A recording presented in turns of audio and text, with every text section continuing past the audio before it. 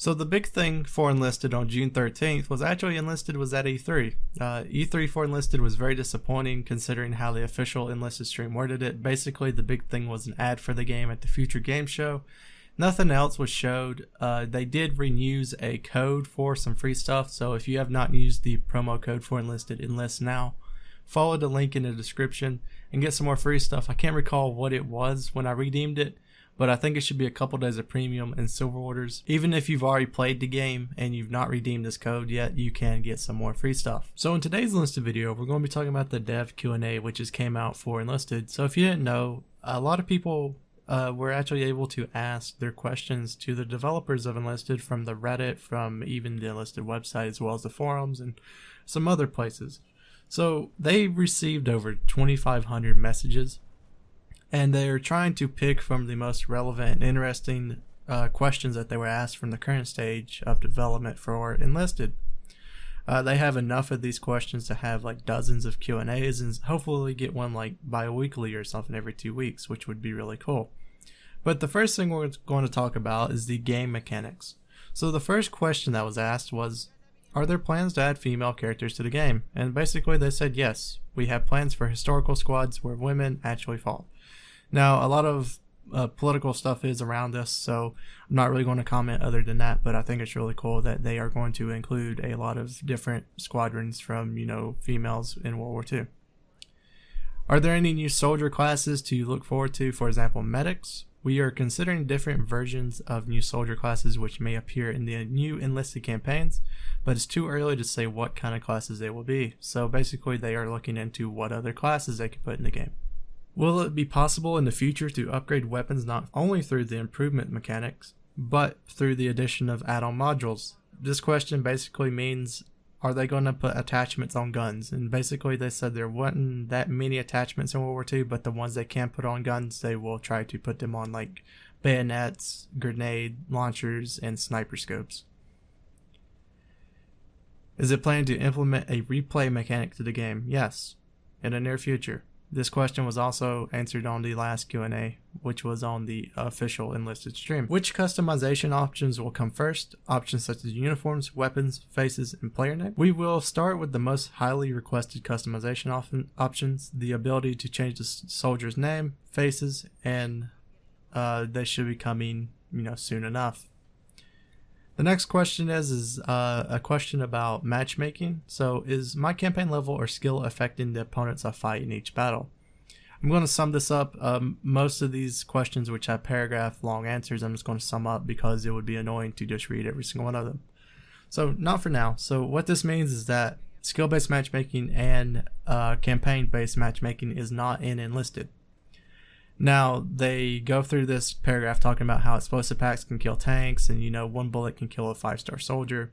And at the very end that they do plan to add in some sort of matchmaking system for campaign levels where it will match high-end level campaign people versus other high-end campaign people. But if the queue times do get longer, it will open up to everyone. This system is currently not in the game right now, but it is planned to come in the future. Would you like to make it possible for a global queue? I.e. the ability to search for a battle in several campaigns and get into the first one found. We are discussing that possibility. This will be really cool if you want to play pretty much everything in the game. And I may use it sometimes, but I don't think I'll personally use it because I'd rather just go grind whatever I feel like grinding. I don't want to be forced into somewhere. Most likely it's going to force you into the same campaigns over and over because of the lower player counts. Could you make it possible to directly select a particular soldier from my squad? Right now it's not very convenient to switch randomly.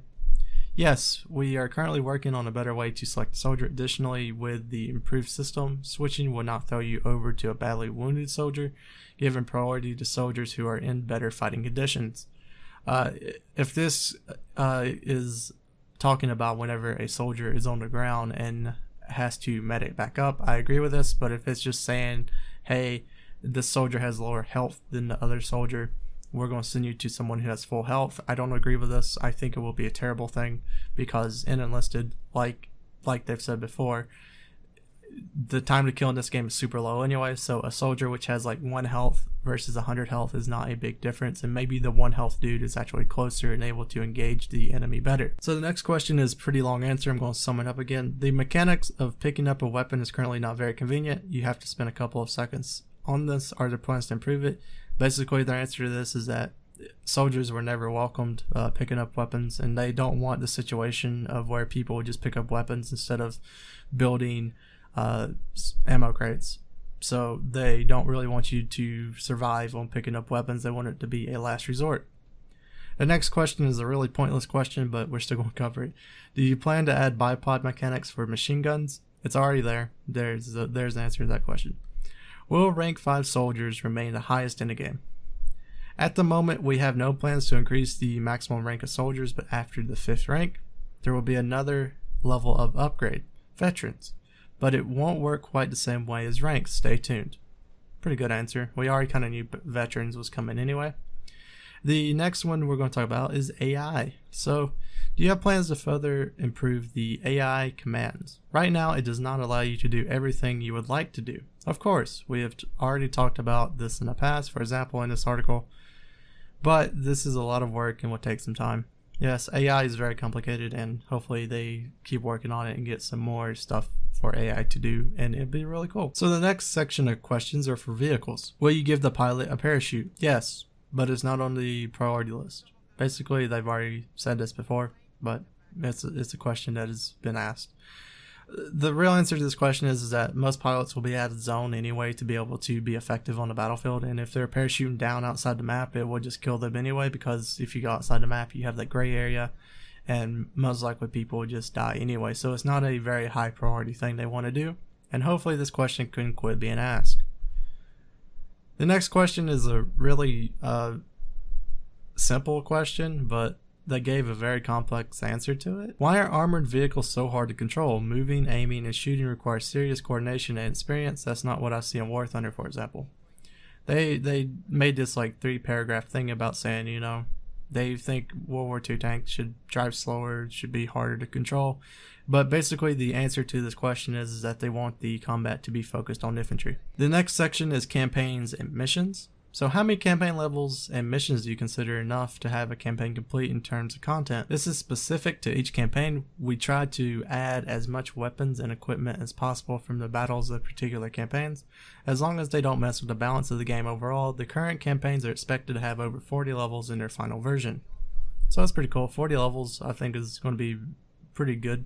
And, you know, hopefully in the future they do expand even past 40, because I know people will get there pretty quickly that have been grinding like crazy. Apart from the already announced campaigns, what other campaigns will be in Enlisted? We can't really reveal any specifics yet, but we are planning campaigns in all key World War II centers, including, for example, the Pacific. Yes, they said that.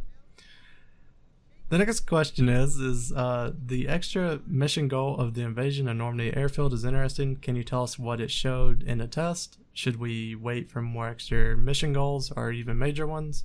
There will absolutely be new extra mission goals. We are currently working on them and we'll tell you about them later. That's cool. Based on what do you choose weapons and equipment for in campaigns? For example, the Jumbo Sherman was not used in the Normandy landings, but it is present for the US side in the campaign.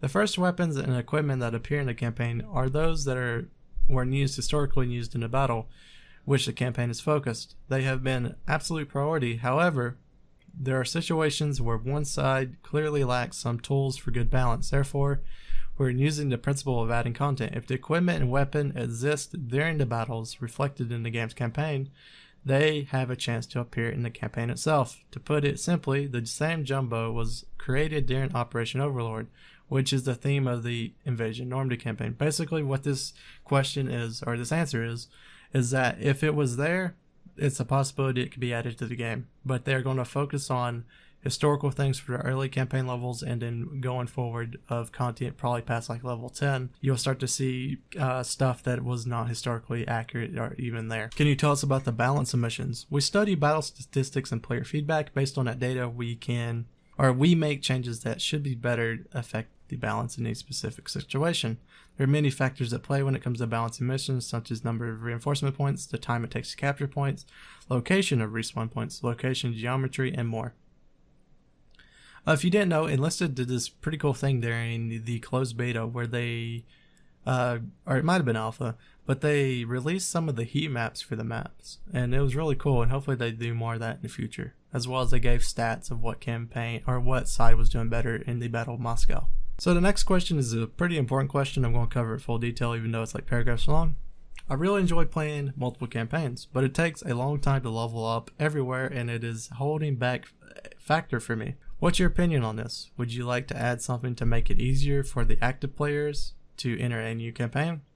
On one hand, we want players to be able to start playing any available campaign right away. On the other hand, we don't want the campaign levels to go by so quickly that the players won't have time to try out the gameplay of new squads, vehicles, and weapons. At the moment, we already have a premium account that speeds up the progress of all campaigns. We also plan to add boosters to the pool of the Battle Pass rewards. We are also considering in the future adding a system that will speed up the unlocking of new content in new campaigns for those players who already have high levels in other campaigns, which that's really cool. I think that's a question a lot of people wanted to be answered. Decreasing the grind is always good in my opinion to get people to start playing other campaigns. Communication. So will the game be available on Steam? We have no plans to release Enlisted on Steam for now. If you didn't know, War Thunder, let's just say this. Gaijin's CEO, Anton Yudinsev, actually made a QnA quite a bit ago about talking about how Steam was, and they don't like, Steam doesn't give much support for them. They don't, get the advertising they want from Steam, as well as they feel Steam is, taking an unfair cut of the profits, all that kind of stuff. It's CEO type level stuff.